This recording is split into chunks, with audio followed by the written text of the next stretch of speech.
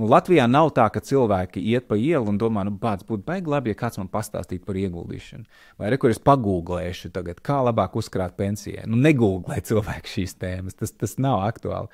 Attiecīgi, ja tu gribi šo lietu izmainīt un celt cilvēkiem apziņu par šo, tad tev viņiem jātaisa tas pattern interrupt. Jā, protams, Latvijas banka dara sveitīgu darbu ar finanšu pratības, izglītošanu un visām šīm lietām, bet kamēr tie ir kaut kādi valsts centieni vai kaut kādi bezmaksas entuziastu centieni, viņi nesko tālu netiek, jo tev nav budžeta un tu nevari pietiekami daudz cilvēku ikdienās, kā saka, parādīties un šo tēmu aktualizēt. Un tāpēc izveidoju tādu sistēmu priekšpram neatkarīgais investors, kur īstenībā mums ir reklāmas, kuras rādās visiem priekšā, Facebookā, Googlā, vēl kaut kur, vienam patīk, vienam nepatīk, bet viņas tur ir. Attiecīgi, ļoti, ļoti daudz cilvēku Latvijā un visā Eiropā mūsu dēļ padomā par ieguldīšanu. Tad daļa no šiem cilvēkiem, neliels procentiņš atnāks uz bezmaksas webināru, kas arī ir bez maksas, bet vienkārši atnāk paklausās, kur stundu es kārtīgi viņus izglītoju par ieguldīšanas pamatiem. Tas varbūt pat ir svarīgākais, kas var ilgtermiņā ietekmēt, jo tiešām tu cilvēkiem maina skatījumu uz ieguldīšanu. Un tad kaut kāds procents no viņiem nopērk maksas kursus, kur tad soli pa solim viņi praktiski iemācās un reāli sāk ieguldīt.